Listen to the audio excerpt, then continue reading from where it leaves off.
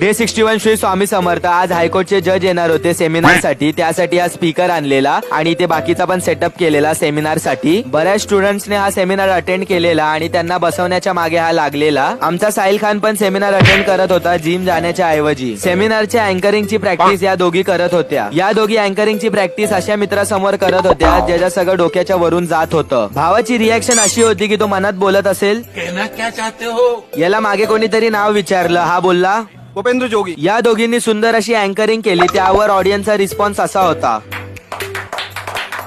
सरांनी आम्हाला human rights आणि लॉ सेक्शन बद्दल खूप नॉलेज दिलं. यांनी सगळे सेक्शन लिहून घेतलेले. याच्या सोबतच्या लोकांचं फ्युचर मला डेंजर मध्ये दिसतंय. सेमिनार मध्ये या दोघांचं वेगळंच काहीतरी चाललेलं. हा झोपलेला आणि आमचा विचार चालू होता की याला असं उठूया.